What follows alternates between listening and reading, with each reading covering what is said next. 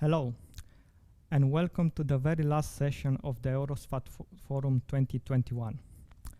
My name is Dumitru Pritsoiu, and I am the project manager of Europuls, and it is my honor to be your host this afternoon.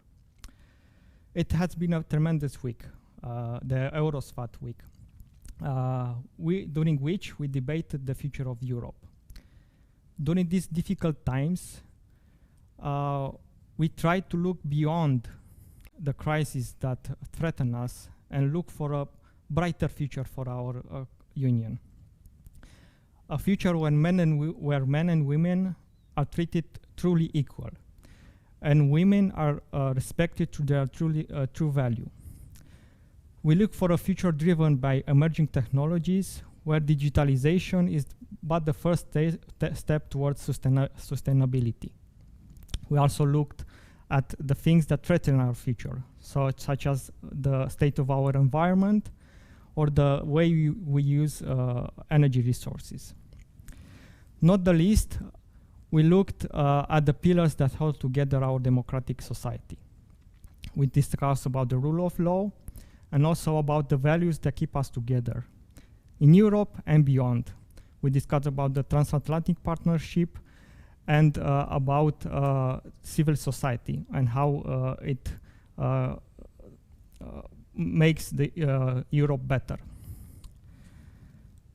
There are many challenges ahead, but together in a world of democracy, rule of law and values, we can surpass anything that comes our way.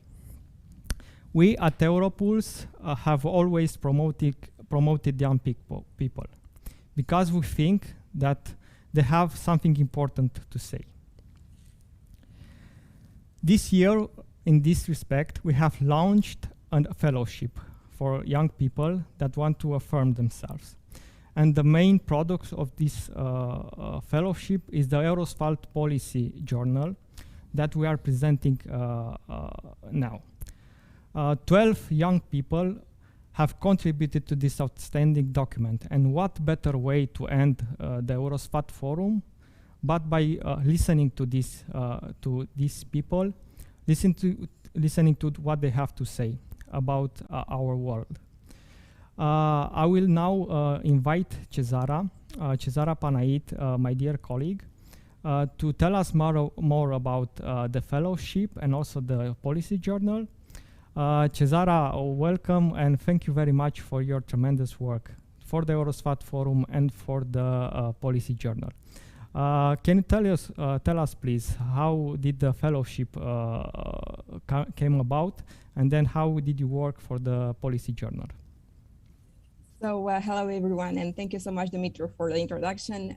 I would say a few words about the fellowship and how it all started, because it was very much organically. And it started from the involvement of young, bright professionals who joined our first international fellowship program, a cohort that was selected for 10 participants, promoting early and mid-career professionals with a strong background in EU affairs that wanted to address current policy challenges through high-quality research and policy articles or conferences with a background in law, political science, business and technology, energy, or sociology. And they came from all over the world, including EU member states such as Romania or Croatia, but also from the Republic of Moldova, Turkey, or even Brazil. So we were very much impressed by their enthusiasm and passion on implementing innovative ideas and contributing to developing projects. So we established this Europuls Policy Journal on EU affairs, and this is the first issue, the first ever journal that we're having on 3 key areas: emerging technologies, rule of law and democracy, and environment and energy policies.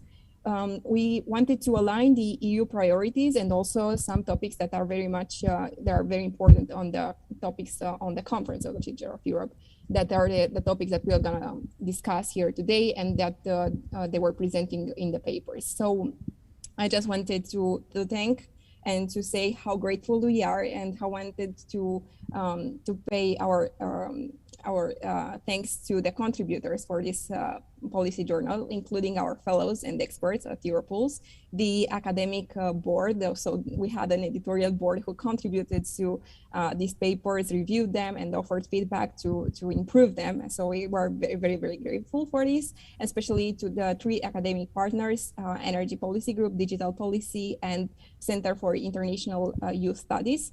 And I want to thank for the incredible support of the volunteers who worked tirelessly to make the possible launch of this fellowship and the journal. So besides the authors, guest authors, and editorial board members, we also have a cohort of lead editorial assistants, and graphic designers. I wanted to thank so much to all of you. And I think we are now ready to jump into the discussions now that we are better aware of the policy journal. Thank you so much to all of you. Thank you, Cezara. As you can see, we also have, I don't think you can see now, but here we also have the paper version, the physical version of the policy journal here. And we are very, very proud of your work. So we thought, without further ado, we should start then with the presentations of the paper. The papers in the policy journal will be presented in groups of three. One group will be focused on emerging technologies. The other group of papers will be focused on rule of law and democracy. And finally, the last group of papers will be focused on energy policy and environment. After each group of papers, we'll have a short Q&A session where the participants, either in Zoom or that see our discussion via Facebook or via YouTube, can put questions to the authors, and I will address the questions after the group papers. You can put your questions in the Zoom chat, in the comments of Facebook, or via Slido using the hashtag #PolicyJournal. With this established, let's start with the first group of papers dedicated to emerging technologies. And first off is Irina Buzu with a paper on liability regimes for creative machines. Hello, Irina. Thank you for your work. You have the floor for 6 minutes to present your findings. Dimitri, just a quick question. Maybe you can stop your share screen so that we can see the authors. Thank you. Yes, I can. Cool, then. Hi, everyone. My name is Irina. Thank you, Dimitri, for giving me the floor. Also, given the time constraints, I shall try to be brief. So artificial intelligence liability has been the subject of a lively debate on the European regulators' agenda for quite some time, and as part of a larger regulator framework discussion related to the legal status of intelligent machines and AI regulation in general. And as straightforward as the answer might seem to the question of whether AI systems should be granted legal status and as such become holders of rights and duties, contradictory regulatory loopholes exist that make it possible for intelligent machines to be aligned on the same legal frontier as humans. For example, the intellectual property doctrine, in conjunction with the rest of the regulatory framework around AI and its legal status, does create space for a loophole by making it potentially possible for a creative AI system to acquire legal status via being recognized as author or inventor. Namely, the recent judicial precedent in the Davis case, where an AI was granted inventorship, has shed light on the need to harmonize and unify AI regulatory frameworks and provisions regarding the legal status of intelligent machines, while creating and maintaining an ecosystem that could balance the preservation of individual safety and fundamental rights without at the same time overly inhibiting innovation in AI. So my research paper addresses the issue of machine liability in light of the current European regulatory framework on artificial intelligence, while considering machine creativity as a medium for granting legal status to AI systems. And following the preceding analysis, we suggest a number of solutions that could help create a clearer picture regarding AI liability, legal status, and regulation. So, considering this recent Davis case, it would be strongly recommended to strike a harmonized balance on legal provisions related to the legal status of AI systems, so as to address the intellectual property law loophole that allows for the award of artificial authorship and inventorship. Also, so far, European regulators reject either explicitly or implicitly the idea of granting legal status to AI systems. But in the future, this view might change in light of new technologies, new advancements, and AI systems potentially gaining full autonomy and consciousness. But nonetheless, this could also be considered in terms of the proportionality principle, right? Namely, whether granting legal status to AI systems provides more legal certainty and advantages over the current legal framework of clearly defining the rights and duties of all the actors involved in the life cycle of AI system. It could be also recommended to adopt a clear view on the retention of the legal status of AI systems so as to avoid future ambiguity.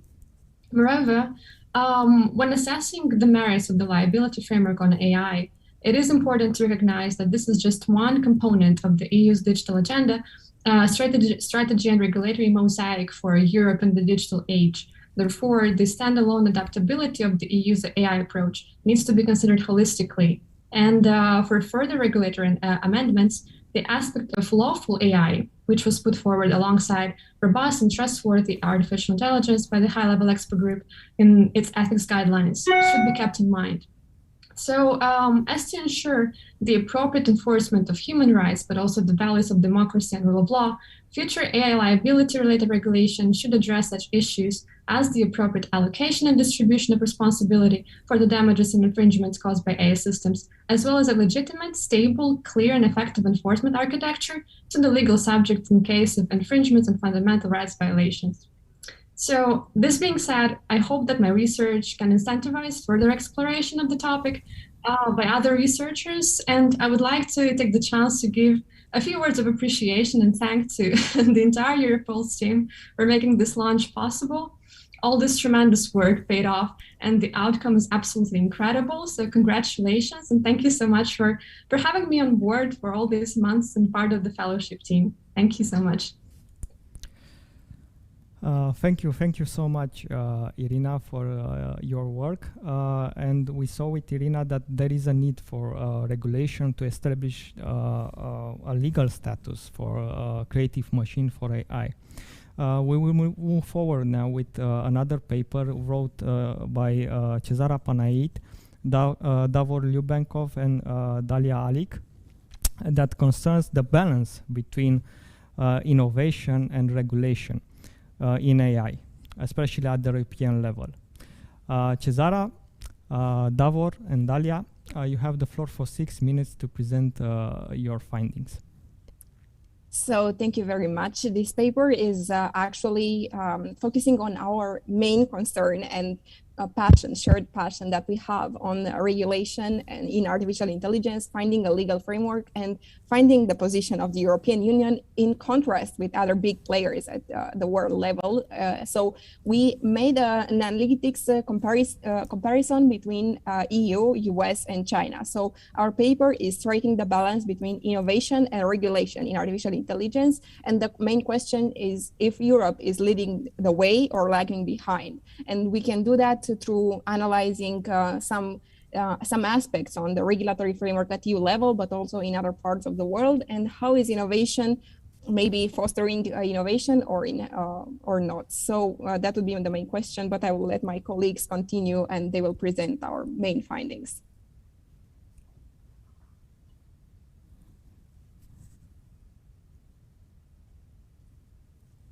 Yeah, so basically I can continue with the key topics that we actually have a research structured where we discuss about the perspective of the EU, US, and China, and then ask the question about the striking balance between regulation and innovation. There are three other aspects that we tackle upon, which is data itself, the human rights, and basically the status of ethical AI, which kind of kickstarted in the European Union. At the end, we will have policy recommendations and conclude as a finishing touch.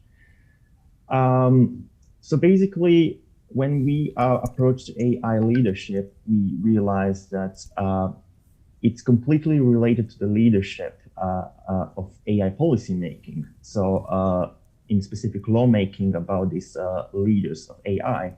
And we realized that we can actually look at China, US, and EU as three big leaders in this field. So we will discuss three of these separately. with the EU perspective as the first one, which basically have only started maybe a few years ago.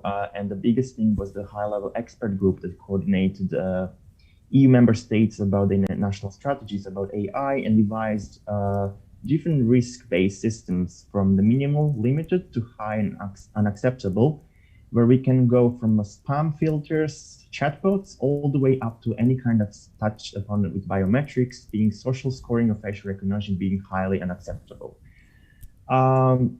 We can see that EU has a pan-national strategy, and with this, it can also kind of cover all the countries that are not very proficient within their strategies to kind of adopt what they need to have for their own national strategies. The next one is the US perspective, and the AI leadership is a top priority, but the very big problem about the US is that their state laws are not truly harmonized. Whereas we could have a California, a Massachusetts with a very strong AI national system, because this is very highly connected to their top universities located in these areas.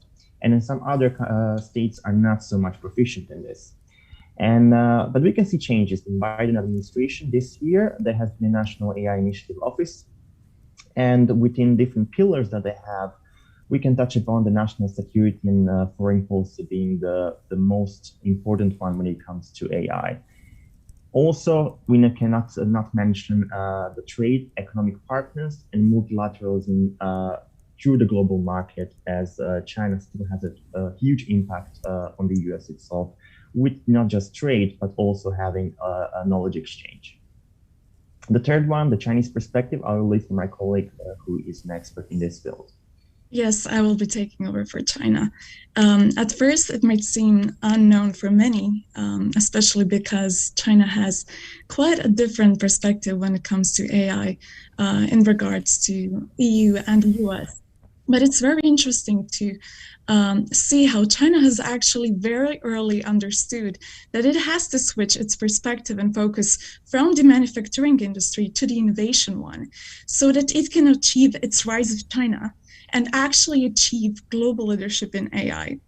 This is why we were actually able to see that many actually of landmark documents of China on AI development have been developed actually very early, especially when comparing to the rest of the world.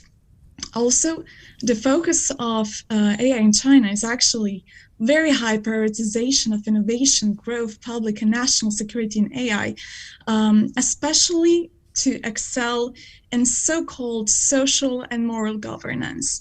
And this is where we come to the part that China actually has, when it comes to AI development, its own vision of achieving human-machine harmony in the context of human-centric AI.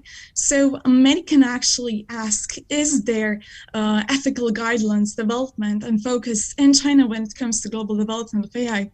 Of course, there is. It's just different. China is building the third way, and they have also very big wishes of exporting such way of thinking. So this is very interesting part in which we will actually see how it collaborates with the US and EU perspective. And even despite leading in certain elements of global development in AI, it definitely is, in a way, lagging when it comes to ethical aspect, even despite having strong focus on that. Thank you, Dalia. What I want to say, I'm missing the slide, but basically I will just say that the building blocks that we have, that we actually investigated after having the US, EU, and China, are, as I mentioned, those are data, human rights, and ethical AI. So we basically wanted to connect AI to the innovation through these three different building blocks. And what we found that the data sharing aggregation, especially through public sector, really fosters innovation. We cannot not mention data protection, security, and privacy that are very related to this and very important. So we might have some kind of a clash between, for example, a Data Governance Act and GDPR itself, which they try to foster both innovation, but in a way that it doesn't deny the rights and freedom of these people based on safeguarding privacy and having data protection, which is all declared as a human right by the Charter of the Fundamental Rights of the European Union. Another thing that we can say that EU is lagging behind is definitely research and development and AI investments, especially in the role of the private sector, which for example, US is much better at. When it comes to the ethical guidelines, I will just shortly mention that there has been a document about trustworthy AI and focuses on law, ethics, and robustness, and most prominently the ethics has different ethical AI principles within it, such as explainability, human autonomy, and bias and justice. And these are very important. We've seen recently a motion that these things have been adopted by other countries as they are soft law and non-binding documents, which facilitate innovation as well. And having said that, I will just go to the policy recommendations that we discovered as our conclusion part of the paper. So I will take over from here. We wanted to elaborate a set of recommendations in order to have some practical outputs. So some ideas that we came up with is that the first one, it should be that we should bridge the gaps between different regulatory approaches to artificial intelligence, because we have different regulations, different parts of the world who see differently the regulation, and maybe we can have some more unitary approaches to that. Second of all, we should adopt a flexible regulatory framework on AI that would foster innovation and incentivize competition within global markets.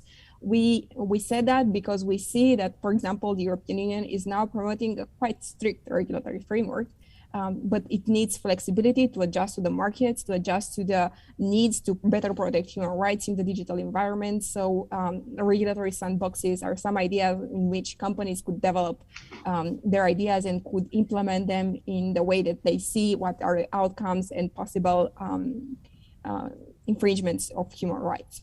Third of all, we should intensify the investment in research and development in AI, because it's crucial to have R&D to get more knowledge on the impact of AI at the global scale.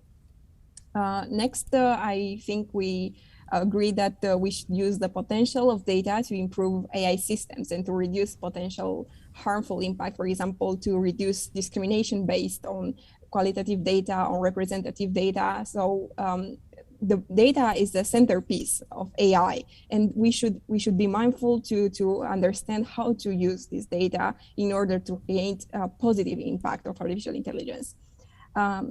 Moreover, we should implement human rights-based approaches to AI on a global level. Although there are different approaches in US, China, or EU, a human-centric based approach is very useful. And if we have human rights at the core of AI regulation, I'm sure we can provide the necessary standards and achieve the goals and purposes of the regulation. And lastly, we said that it would be better to define and promote common principles guiding the ethical AI, because we see that ethics is not perceived at the same in the same way everywhere in the world, but having at least a level playing field on this topic would be very relevant, and advancing further the regulation, because ethics is not legally binding, but is a cornerstone, and we can work on it and promote legally binding layers on AI. That would be the policy recommendations part, and we can jump to the conclusions now. Of course, it was very challenging to sum up such a paper and trying to cover so many parts to understand where the EU actually is right now at this moment and how it can compare to both US and China. And we understood that it's very important not just to understand where the EU is right now when it comes to innovation, human rights concerns, and so on, but also what it can actually learn and what is it lagging when it comes to comparing in regards to China and the US, and what are the parts and fields in which actually the EU can improve while protecting its strong orientation towards human rights. So this is a very challenging role of the EU, especially for its Brussels effects and normative powers in which it has the power to influence certain governances around the world on deciding how the approach should be implemented when trying to shift between human rights and innovation, and how to achieve and utilize the maximum of innovation while protecting human rights. This will be indeed challenging, and we are very happy that this was just start of something that could potentially turn into something bigger, and definitely a part that deserves more of exploration. Thank you, Dalia, Cezara, and Davor. That was really interesting, and we saw somehow how challenging is to strike this balance between innovation that is very fast and regulation that gets left behind in political struggles. But we can also see with the following paper why innovation poses so many questions and so many challenges, because we will discuss about how AI algorithms reshape the way reshape public opinion and the way we receive information through the online environment. Cezara Panait and Kamran Ashraf have wrote on this subject, and I'm really looking forward to see what they have to say about this. Cezara, Kamran, you have another 6 minutes to present your findings. Thank you so much. So I will start actually with the story of how this paper began. 2 years ago, when I was a student at Central European University, and Cameron was my professor and my dear mentor there, and was, he was teaching me about AI policies, AI regulations. So I owe this to him actually, because it was his idea to write this paper together, and he motivated me to have this article together. So that's how it started. And what I wanted to expose in this article, AI algorithms reshaping public opinions through interfering with access to information in the online environment, is that we already see the impact of artificial intelligence in our daily lives in so many areas, and how it affects the right to access information online, and it's influencing key elements that support democratic societies and general welfare. And this paper aims at understanding how the right to access to information online can be mismanaged to distort or manipulate the free will or independent judgment of the users. And we want to say about how this right of access to information online could potentially amplify the intertwined human rights in the digital space, because this is one of the core arguments of the paper, that right to access to information online, which is actually decided with the help of AI algorithms, is influencing other connected human rights, such as freedom of thought, freedom of expression, right to privacy, or right to freedom of elections. And we set up a set of policy recommendations to help reduce the risks posed by AI systems which are interfering with access to information online. And I will pass the floor to Cameron now. Thank you, Cezara, and it's really nice to be here. And thank you to the preceding speakers for your really excellent papers. And one of the preceding speakers is Cezara, so thank you, Cezara, for your preceding paper, which was excellent as well. And just to add, before we go into some of the policy recommendations, when we're thinking about AI, there's been a real focus on freedom of expression and privacy, to the detriment of looking at human rights as a more complex sort of environment. That's one of the purposes of this paper, was to start to look at human rights and AI in a more complicated way, rather than just focusing again on privacy, for example, as these rights have been really explored quite extensively. So in order to summarize, the paper is available for you to read, but we wanted to get to the policy recommendations, sort of the takeaways of how we can look at this situation with AI. And so we're going to divide up the policy recommendations. So I'll do the first 4, and then Cezara will do the remaining 4. So the first ones I'm going to do here are on the recommendations for states. And the first point is for states to adopt national AI strategies, which are in line with regional measures on AI regulation, including particular safeguards that are relevant for our local context and aligned with national and sectorial complementary measures. And the real importance of that is we don't want to create necessarily, some sort of competing markets on AI, because AI's cross-border nature. We don't want somebody, for example, I'm in Austria right now and formerly lived in Hungary. So both sides of the empire, right? We don't want Hungary having a certain set of AI regulations and Austria having another one can actually defeat the purpose of actually having, a strong set of AI oversight in the European Union. And so there's a need to sort of synthesize these to ensure a more consistent approach while acknowledging, national differences in approaches at the same time.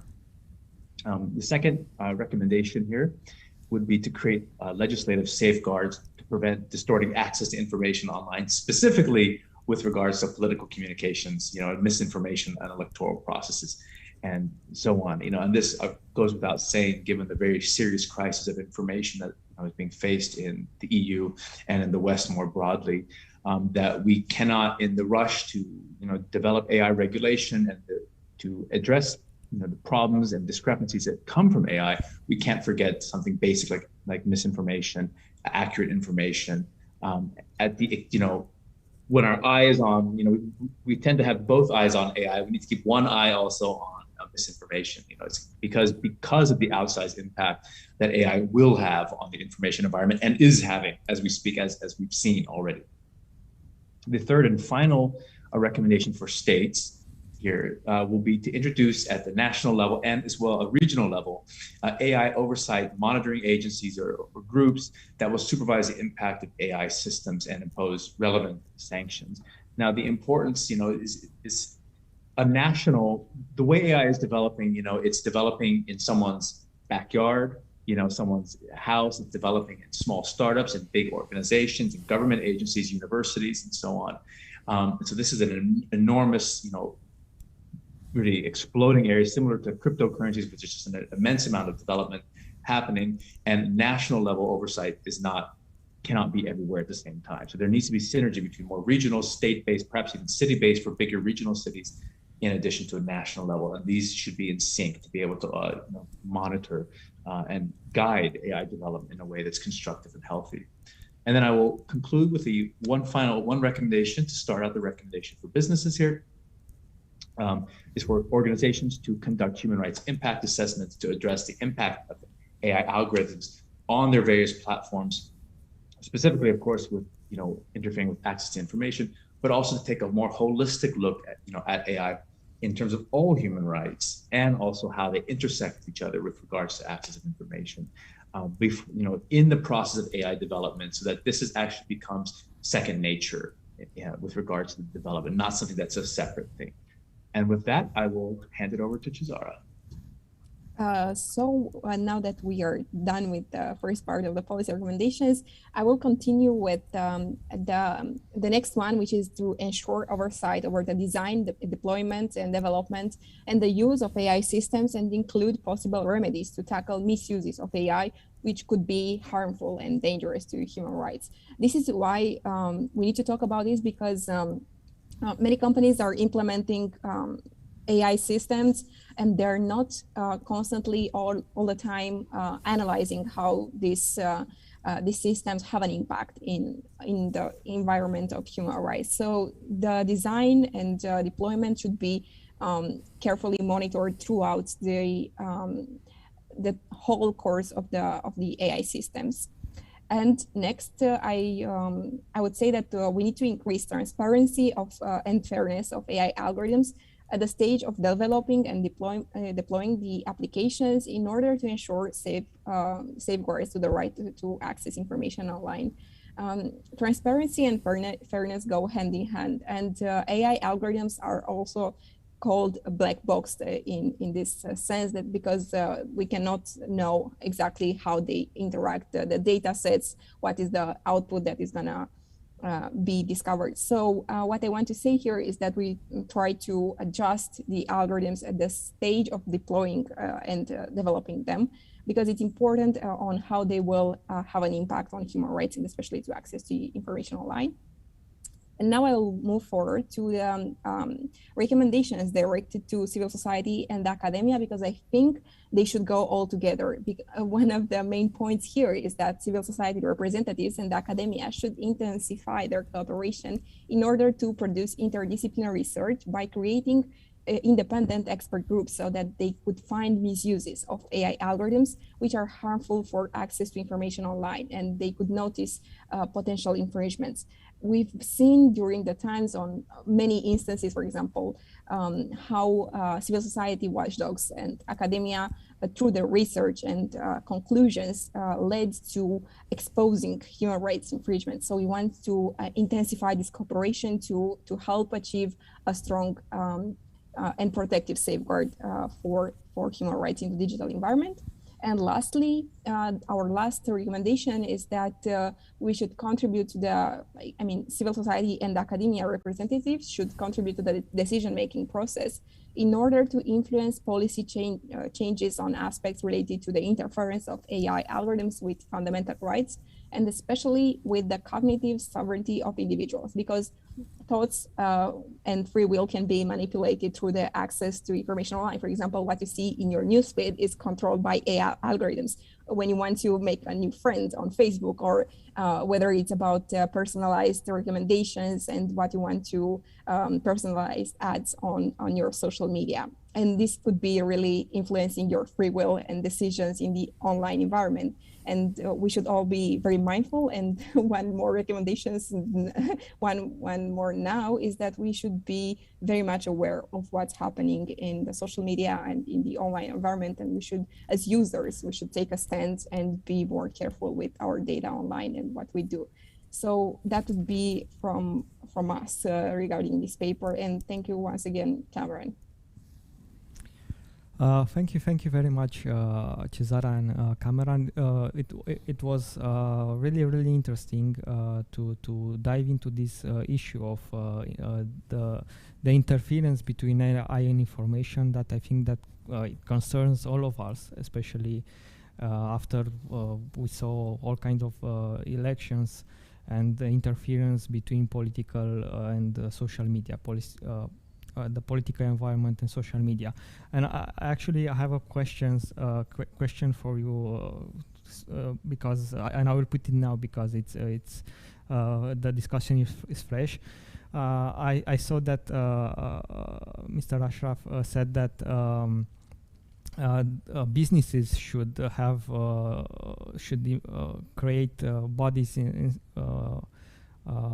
that should look what their AI are doing to the society and to the people. But with the last findings in Facebook, we saw that Facebook knew that they are doing they are not doing good to society with their algorithms. They are creating dissent, and they are making people angry, but they are not. They were not willing to change their practices because they are that is their business model. What should we do in this instance? For example, what should the states and the regulatory framework do to tackle this kind of issues where companies have their business model set in this kind of using the information in this kind of threatening environment? I think Cameron. Oh, there we go. Yeah. Okay, good. Awesome. Yeah. So thank you for the question. I think, sorry, of course, the internet timing would happen at just that moment, right? But I think one of the things that the Facebook situation has shown us is that increasingly, that as big tech platforms are ignoring this, they are now running a reputational risk. I mean, Facebook, I remember, Facebook, wow, that was the coolest place. And now you just think Facebook, like, wow, that's gross. I would never work there. I used to want to work there when I was younger. Now it's like, oh, yuck. So there's a reputational risk that's there that is coming, because Facebook does have a human rights division. There's a reputational risk that these companies are going to start to face now when they are not aligned with their own values. So internally, I'm confident that we're going to start to see a shift more in big tech towards aligning with their values, realizing that it just is not, whatever sort of short-term stock movement they're gaining, they're losing a long-term value creation. So in that regard, from what states should do is, I really do think that there needs to be, in line with our recommendations, some sort of oversight with regards to the development of algorithms.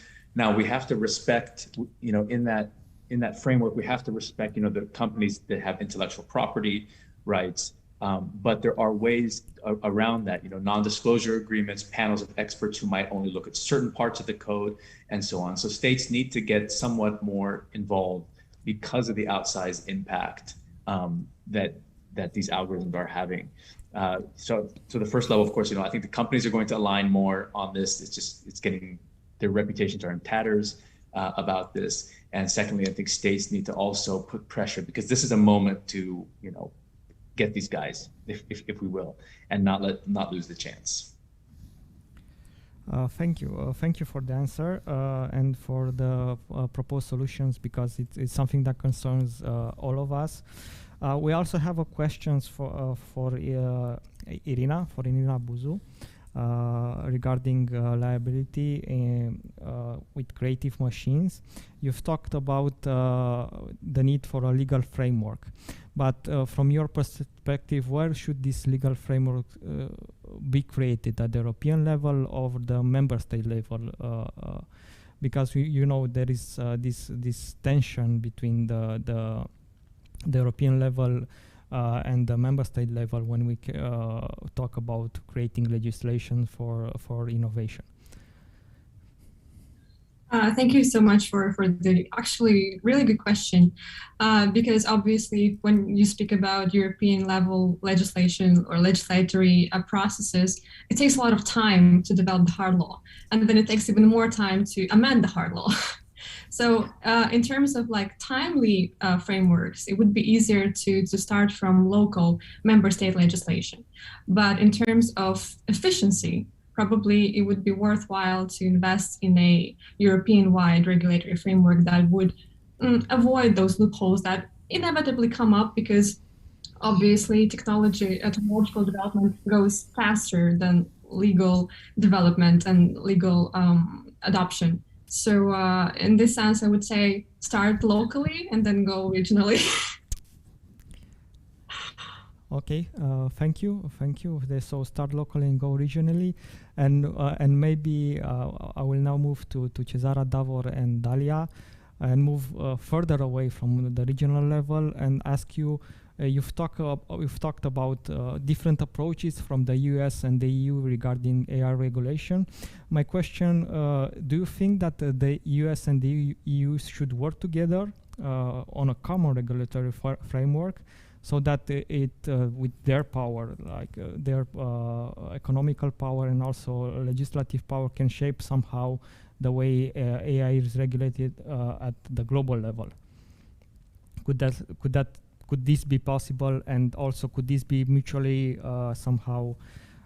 mutually beneficial for the EU and the US? Because as you said, the US has better private enterprises, and the EU is better at regulating.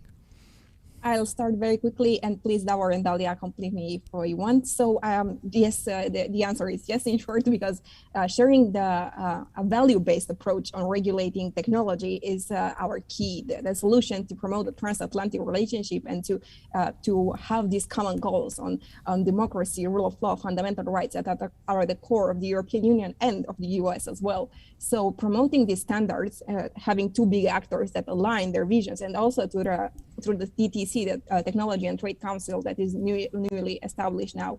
This is the goal, to promote value-based cooperation on these issues, including technology and trade. So that would be the fair approach. But Dalia, Davor, if you want to add something. Yeah, I can just add that there has been long-standing history of Europe being good in regulating and kickstarting the regulation from the GSM to GDPR, and I really believe that AI regulation is something that the EU has in its grist to do.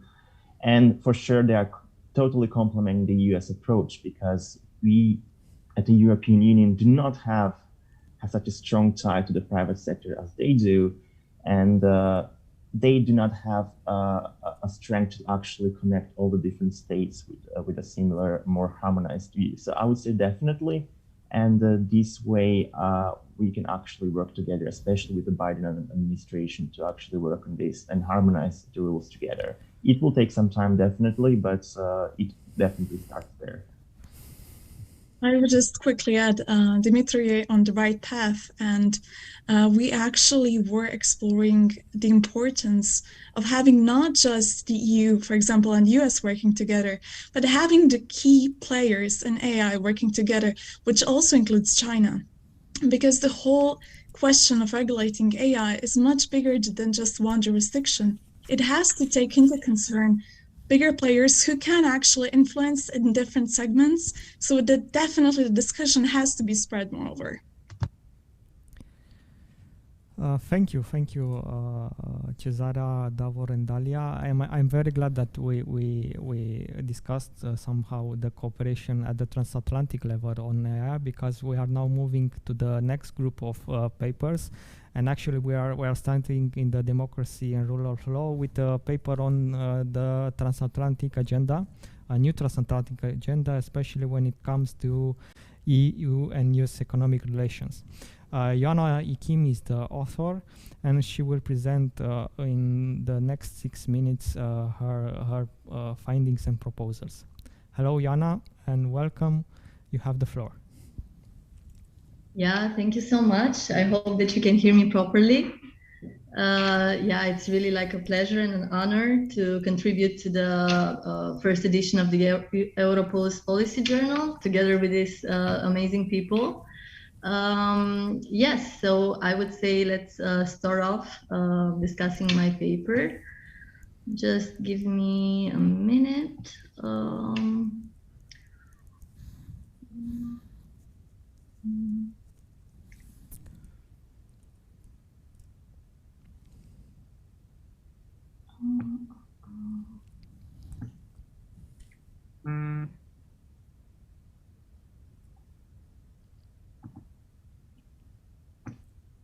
You want to just let me know if you want me to share the screen? Yeah, yeah, just a second.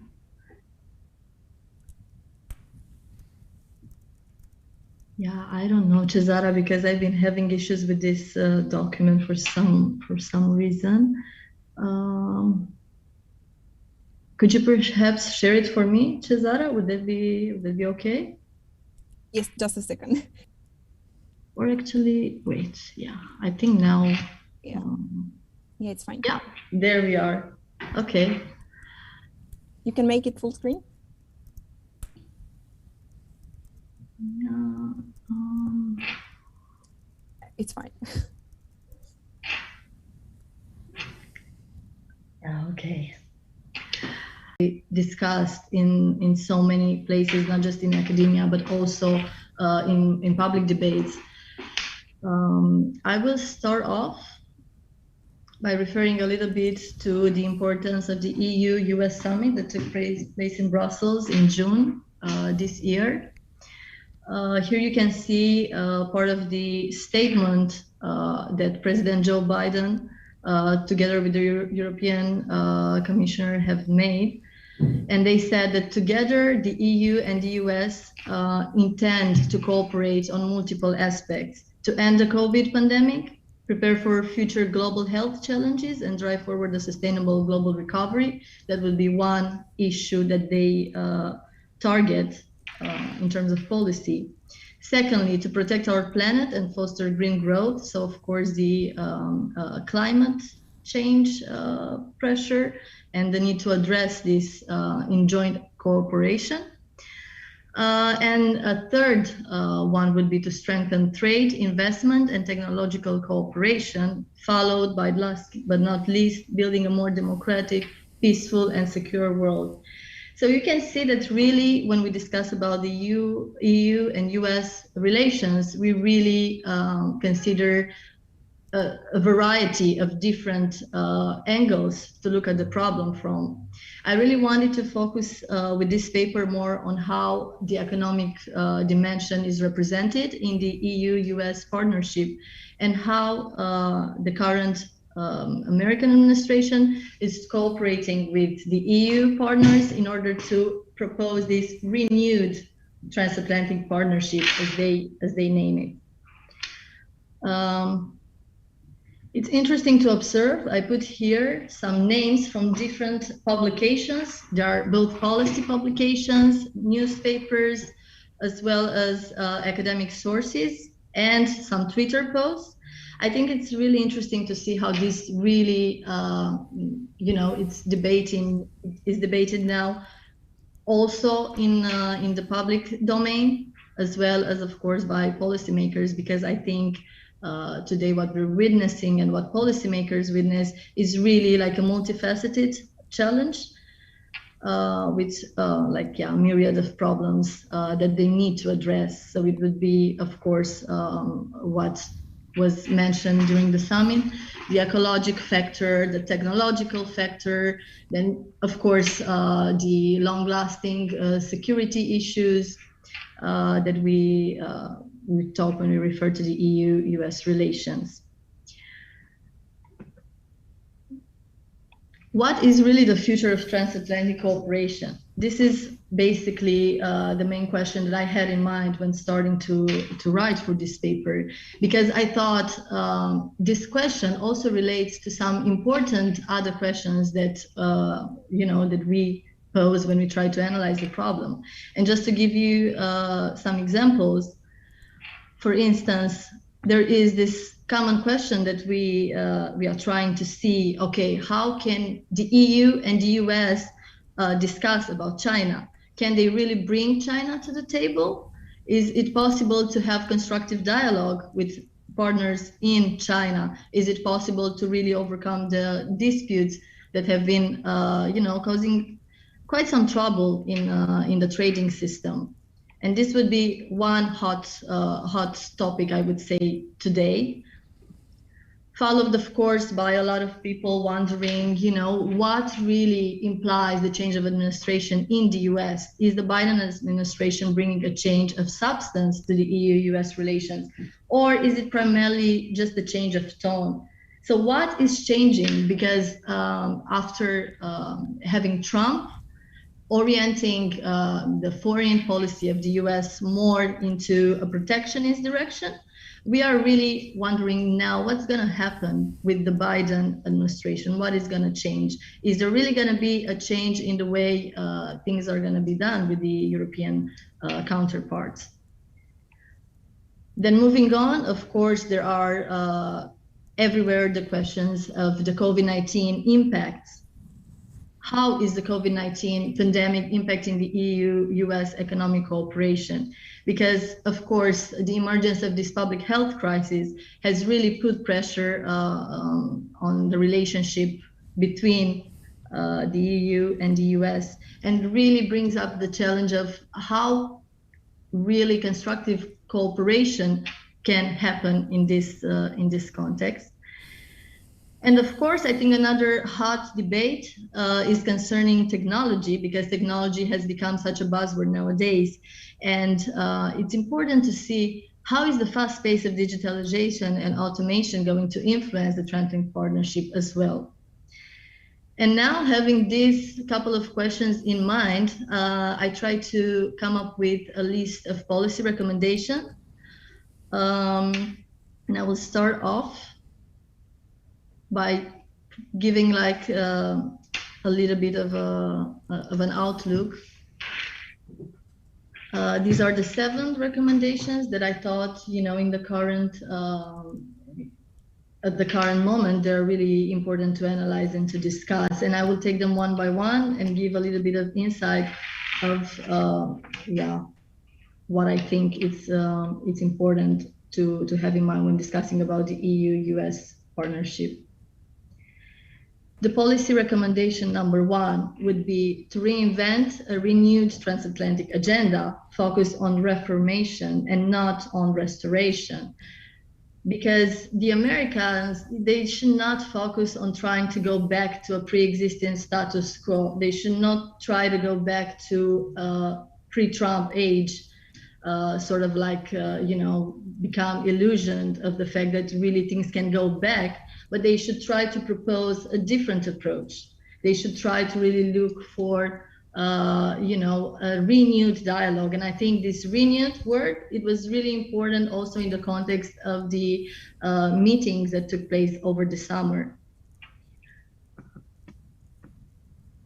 A policy recommendation number 2 would be to enhance regulatory cooperation. And what I mean by this is really to try to collaborate, because, for instance, the WTO reform, this should be a key priority for the transatlantic partnership to promote multilateralism and to create sort of a global level field, including, of course, addressing China's unfair trade practices. And discussing, issues such as the forced technology transfer, unfair subsidies, lack of access to the Chinese market. This should be also on the EU-US agenda, and collaboration should be directed towards really addressing, how do we regulate globally. A third policy recommendation that I had in mind was to continue the bilateral talks on trade, because we've seen from past experiences that, the failure of the negotiations for a free trade agreement really displayed the weaknesses that can be found in the EU-US partnership. And really like the lack of trust, which is going to be also another policy recommendation that I'm going to address later on. Moving on, policy recommendation number 4, engage in constructive dialogue with emerging economies, especially with China, because unless there is cooperation on like a global scale, really the EU-US partnership cannot move beyond to like a more economic growth. Moving on, as I already mentioned, restoring trust in the transatlantic partnership, because it's really important and essential to convince the public opinion that really the American and European partnership that they have, it really can be an impactful one, because we saw with the discussions about the TTP that there has been a major lack of trust in how the whole partnership project would actually work on the long term. And we also saw with Trump's emergent protectionist practices and with the increase of populism, not just in the US, but also across the world, including across Europe, we kind of saw that there is this increasing lack of trust in the population. And if this, of course, will gonna have an impact on the relationship. Jana, apologies. I would like to ask you to get closer to the conclusions, because we're time pressed. Yeah, sure. Be mindful of the time. Yes, thanks.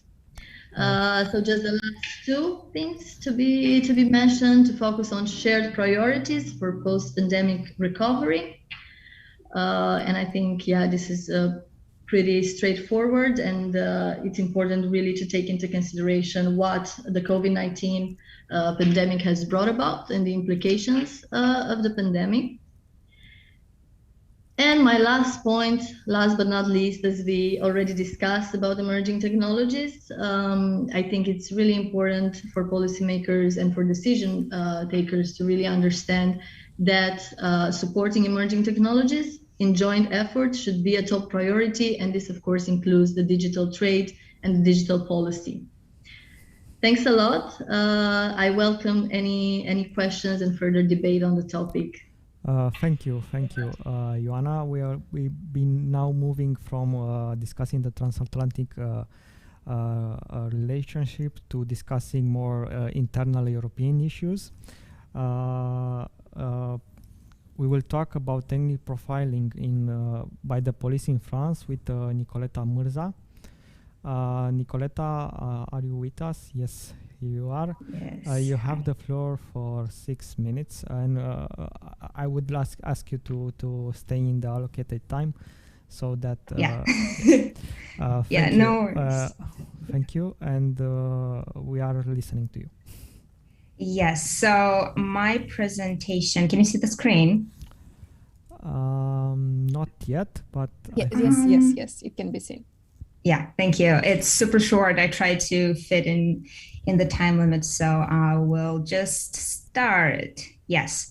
So my policy paper addresses ethnic profiling by the police in France. So when we look at the international legal framework, it does not directly address ethnic profiling, but we have a couple of instruments that could be interpreted against such a practice. So for example, this is the Universal Declaration of Human Rights, International Convention on the Elimination of All Forms of Racial Discrimination, and the International Convention of Civil and Political Rights. Even the French Constitution, under its first article, discusses the principle of non-discrimination.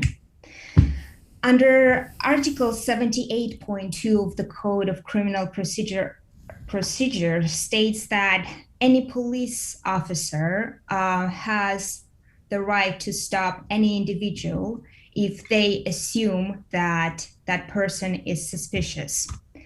So this is the case of Adama Traoré. In 2016, he was stopped with his brother by the police for an identity check. Adama did not have his ID with him. He got scared and ran away. The police caught him and he died hours later in police custody. The next would be the case of Cédric Chauvier. He, again, had an encounter with the police and died 2 days later in the hospital. And the case of Theo Luaka.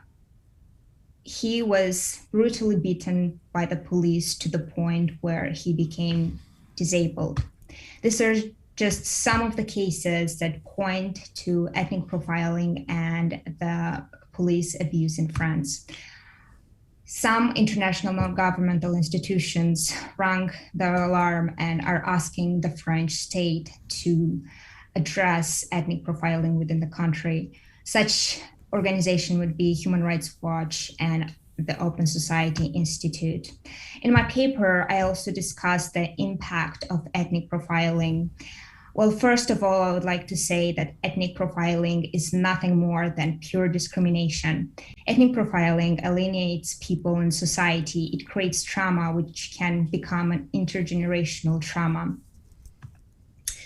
Further, I discussed some policy recommendation to at least briefly introduce some points that would be beneficial to address the issue. So some of this recommendation would be to introduce a national independent body to address and investigate cases of ethnic profiling, introduce relevant training for the police, promote and encourage research in this respect, change the law, introduce some objective criteria for police stops, and so on. So this would be all from my side. As I said, I hope I was really short, and that would be all. Thank you. Thank you so much. Indeed, Nicoleta, we were just in time.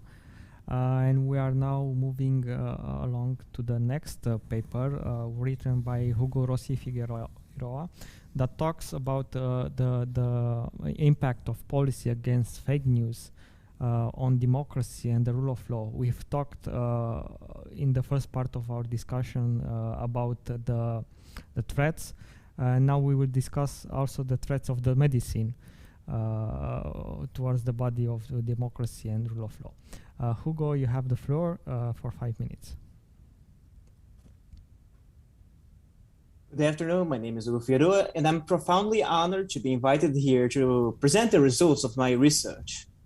I have chosen this theme because it currently is one of the most relevant topics on public debate in many different countries. While writing this article, I surely felt the relevance of every word. During that moment, my country, Brazil, has seen what probably was the biggest manifestation of its history, with millions on the street marching against the Supreme Court arrest of several journalists and politicians that were accused of spreading fake news. Likewise, the United States, United Kingdom, Germany, and many others are living through the experience of dealing with this new social phenomena, and many questions are still open. In this sense, my objective with the article was to fully comprehend the phenomena and evaluate the solutions that were given. The matter is to theorize what is at stake in this matter. I'll try to sum the main topics of my argument here in some few topics. First, the relationship of man, technology, and liberty. Lastly, what were the key problems found on the measures taken against fake news? First, let's talk about man, technology, and liberty. Humanity, technological, and civilization advancement has led it to acquire greater power over nature.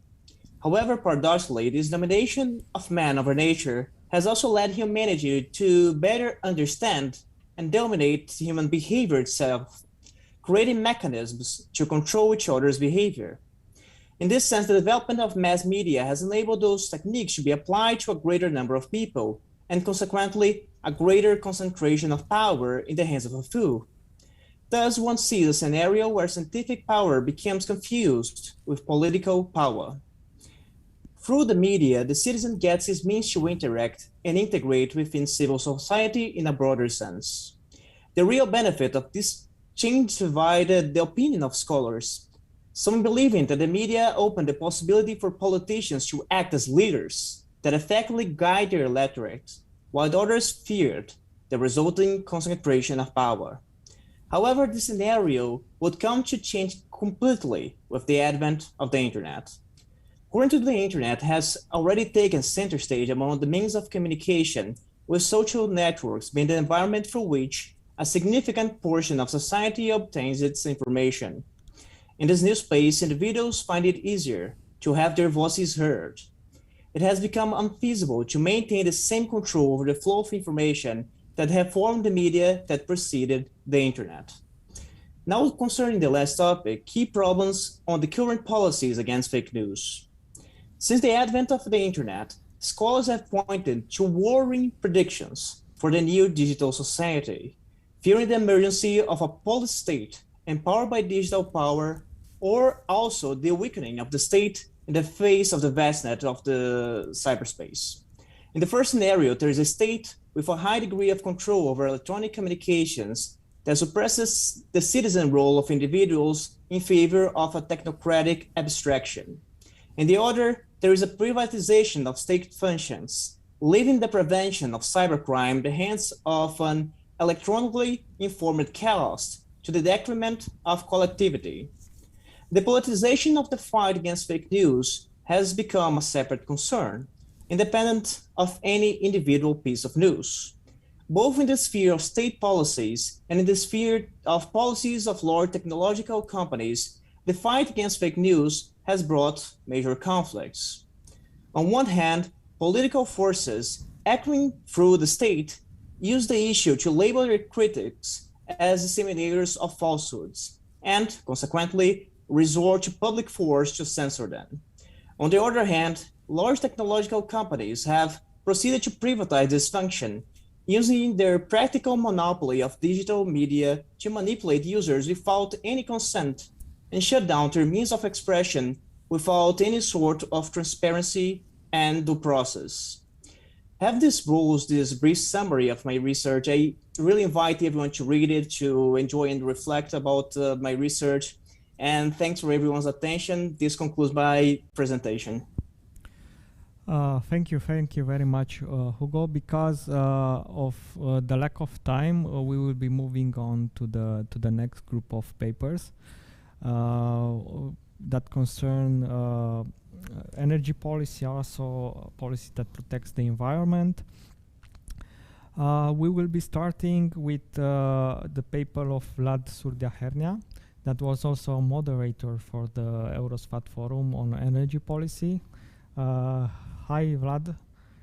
Hello. Welcome. Hello. You will be talking about understanding the core phase of strategies in the European Union from the perspective of Romania. We know this is a very hot topic now with the European Green Deal. We are looking forward to your input.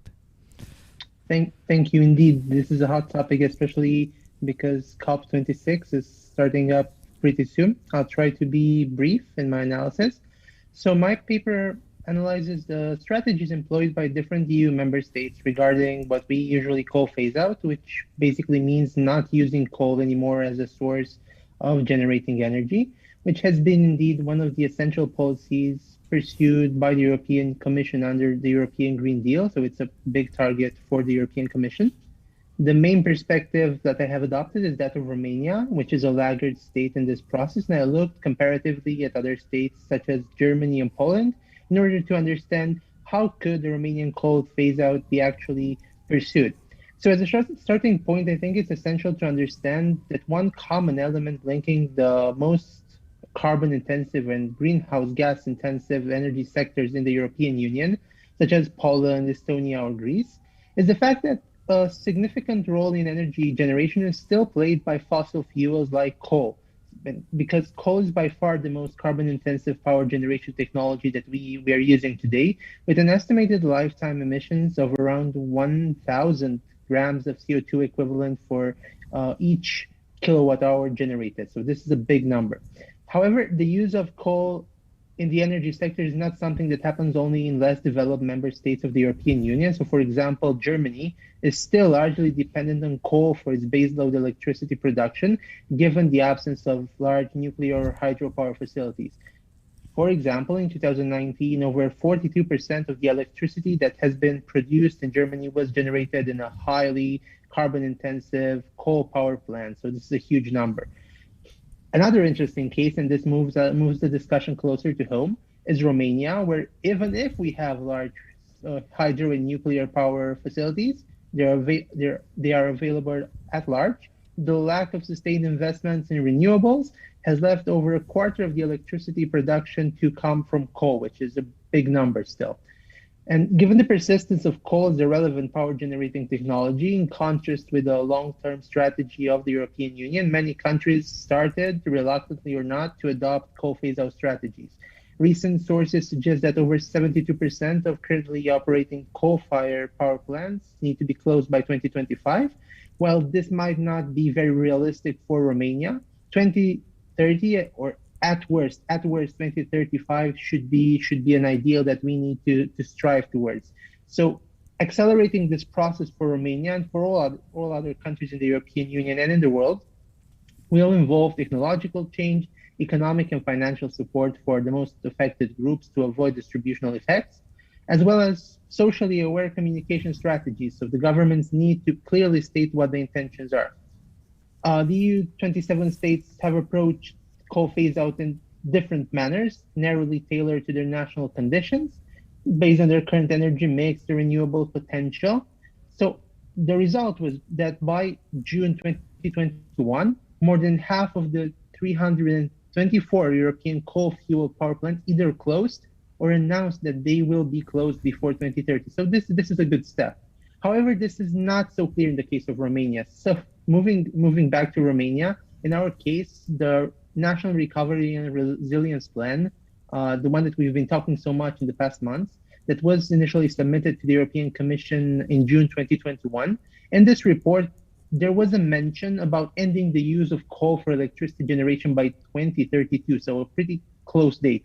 However, the Minister of Energy specified that the phase out only refers to hard coal, and that the phase out for lignite would be potentially discussed after the European Commission approves a restructuring plan for Oltenia, the largest operator of lignite fired power plants in Romania. So we had towards some sort of coal phase out. We're not pretty specific, we're not very specific, but we will need to be. So under the current decarbonization plans, coal would still comprise 53% of the total installed capacity in Romania in 2030, which is not really good, which is not in line with the targets imposed by the European Union. So there will need to be a change. There are two big challenges for Romania. So the first one is the large unemployment in coal regions, such as Gorj or the Jiu Valley region.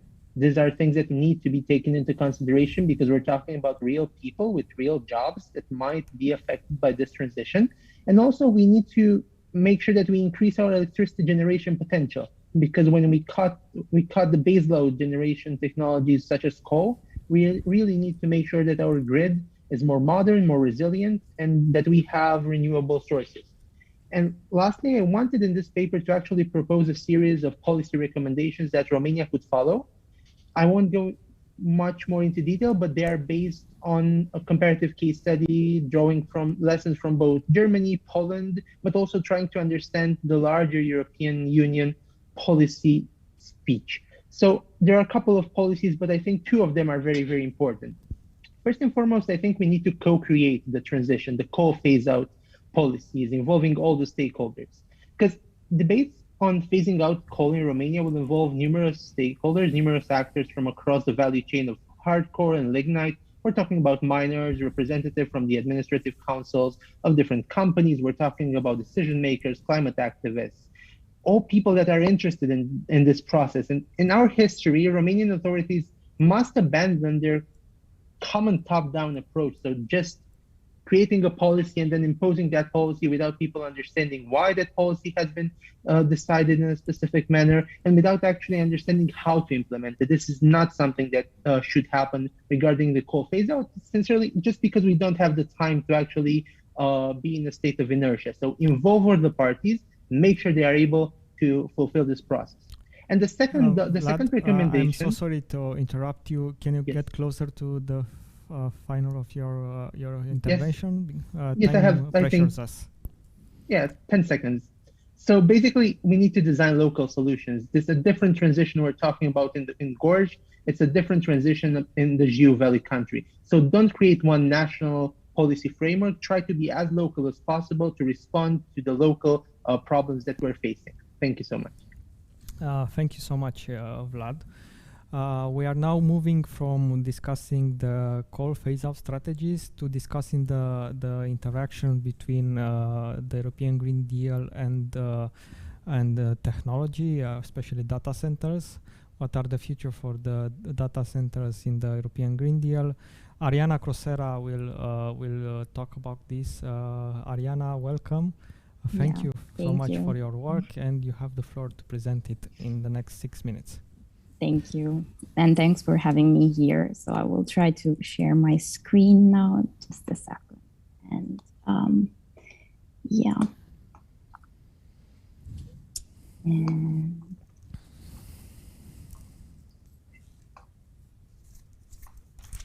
yes. So thanks again for having me here. Today I will present you with my paper on the European Green Deal and data center sustainability.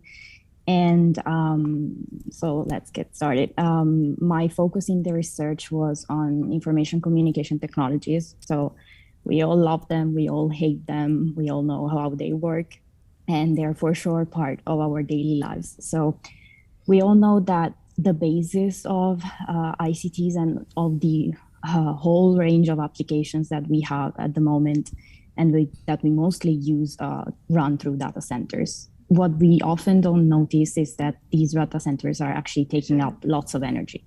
So according to estimates of the European Commission, this energy will rise up to 3.2% of total energy consumption by 2030, which might not seem a concerning percentage, but it's actually very, it's worrying if we think about the potentials that the industry has to actually be, to get that number higher. I mean, with all the investments and the importance that we're giving to these technologies, there is a potential for that number to be a bit higher. So, but there is a but in this story. Not only are ICTs contributing to higher energy consumption, but they're also helping us achieving sustainability in other sectors and in their own sector than like itself. So through changes to the infrastructure of data centers, we actually managed to keep energy efficiency at a stable level for some time now. And also with other sectors, ICTs can be beneficial in keeping their energy efficiency low. And we also must consider their past, present, and future data analysis capabilities that help us with climate change, for instance, like for tracking, like from tracking animals for preservation of biodiversity to actually the forecasting of extreme weather events. There are applications of AI that run through all these things, and we need to have them for the future. We need to use them. So how can we reconcile this need for a green future with the need for a digital perspective and with the need for digitalization? So this was my research question, the actual interaction between these two policies and how is the EU trying to address that? So here, very briefly, there are some instruments that I named for a green and digital revolution, but in the end, this is just the beginning of the strategy here, because the problem is still like this paradox. ICT is contributing to higher emissions, but also helping us with sustainability, is still at its initial phase. We tend to consider the positive sides, which is really good, but we also need to take into account this paradox itself. So these are the main instruments that have the potential to address the problem. And the way forward in this sense would be to address the fact that the regulatory landscape is still at an initial phase, is still very varied and composite. And what we mostly tend to focus on is energy efficiency, which is really good because we need to focus on that. But we also need to take into account that these infrastructure, so these data centers, have a whole life cycle. So if we want to adopt a circular economy approach, which is one of the goals of the European Green Deal also, we need to take into account the whole life cycle of this infrastructure, like from the mining and the environmental footprint that comes from the hardware of these infrastructure, to the heat, the power, and the water that is needed to operate them, up until the recycling of the hardware when the hardware is phased out. So how can we do that? And this is for sure an open question. So I'll leave the floor open for that. And thank you. Thank you so much, Ariana. Yes, it's interesting that we have new technology that brings up about old problems regarding recycling and resources needed to maintain it and produce it. We will now move on to the last paper of the European Policy Journal, last presented paper. The interaction between energy policy and diplomacy, especially in the Eastern Partnership region of the European Union. How is our regional policy, energy policy, influencing diplomacy of the EU in this region? Cătălin Gabriel Done and Sorin Bogdea will talk about this. Cătălin, Sorin, welcome. Very happy to have you here. You have the floor for 6 minutes to present your findings. Thank you very much, Dumitru. Good afternoon, everyone. It's a great pleasure for us to be with you today. We will move very quickly forward. I will share my screen with you, and I'd like to emphasize the idea that we are very glad to present the results of our research. And I don't know if you see my screen, but I will underline the idea that the Eastern European Partnership region, it's very important. Gabriel, sorry, your screen is not visible. It's not. Now we can see it now. Yes. Okay. I will. I think you have to. No, it's not. It's not. Yeah, but it's not working, and I will use in this way if it's okay for you. Yes. Okay. I will invite my colleague to present the results of our research. But first of all, I would like to underline the idea that the Eastern European Partnership region, it's very important for the energy security of the European Union and also for the Romania. And without a strong partnership between the European Union and the Eastern Partnership countries, we will not be able to create a strong energy union. So I will invite Sorin to present the main important topics of our research. Sorin, please. Good afternoon. Thanks for introducing me. It's my great pleasure to take part of the colloquium of Public Policy Journal. The main topic of our research is the challenges of niche policy in the Eastern Partnership countries. The case study on regional energy policies, especially in Eastern Partner countries, like Republic of Moldova, Ukraine, Belarus, Georgia, Armenia, and Azerbaijan. In this article, we mentioned some consideration on niche policy. The relevance of the study is extremely relevant in the context of energy security, especially nowadays, when the most states in the region were trying to negotiate the delivery of the energy resources with Russian Federation. And we consider that the main topic of our research can show us the real situation in some post-Soviet countries. During this article, we used two main theoretical approach. First of all, we used the regional security complex, which take part of Copenhagen School of International Relations. The regional security complex is formed around the group similar states units, which the main behavior used in the international system with a high degree of interdependence without without boundaries and geographical ones. The second methodological approach was created by Levinsky and Way, which considered that the cross-national variation in international influence on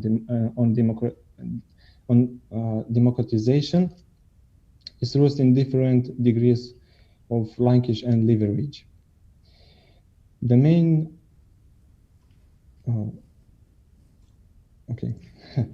the importance of energy in diplomacy relations. When we describe each countries, we try to show the real situation, especially in negotiation with Russian Federation, because they try to monopolize the energy resources market. Energy diplomacy aims to reduce energy insecurity in European market and European partnership, Eastern Partnership countries. And the regional security complex is constantly working to limit the effects of the ideological conflict between Russia and the West regarding the energy security issue. The results of our study include that while Belarus, Armenia, Azerbaijan revolve around some reforms, including Europeanization and European integration policies, besides that, Ukraine, Georgia, and the Republic of Moldova are stretching their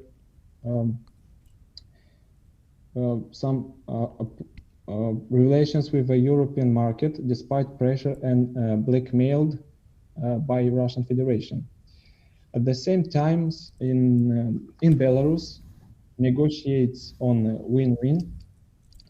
Does it mean denoting a situation in which part benefits in some way? These terms, win-win, present some concession. At the same time, Ukraine, Moldova, and Georgia use international institution levers to maintain and save some security in this area. The process of Europeanization and European integration has required at varied degrees the development of niche policy and Eastern Partnership countries. At the same time, stretching of European capacity meets some challenges.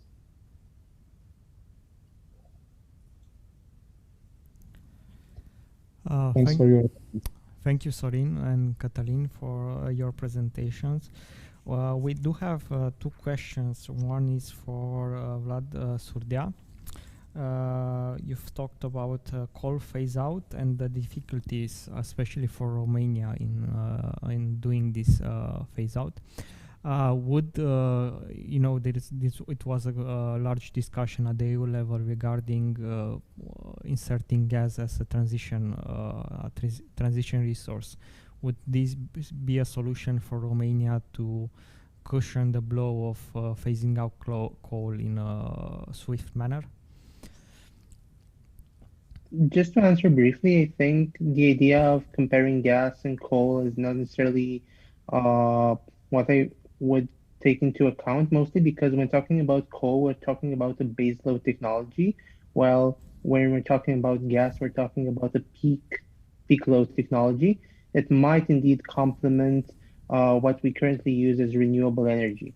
I think that in the long run, what Romania actually needs to do is to make sure they supplement their renewable energy capacities, while also, in my opinion, ensuring that what baseload technologies we have, that is hydro and nuclear, are reliable and that they can be used to provide electricity constantly. And then, of course, gas is something that will be used for some time, but it's not investing in gas that will solve the problems from Romania, no. Okay, thank you, Vlad. And the second question is for Cătălin and Sorin. How should the EU react to the pressure that Russia is imposing on Eastern Partnership countries such as Ukraine and Moldova with gas prices? In the past days there was a real crisis, especially in Moldova, regarding the new contract with Gazprom. How should the EU tackle this issue? Actually, thank you very much for the question. Actually, the European Union react very quickly in this gas crisis, helping Moldova with assuring Moldova that the European Union will not accept this blackmail from the Russian Federation, especially because the Kremlin authorities ask to the Moldova government to leave the Moldavian the European integration ambitions.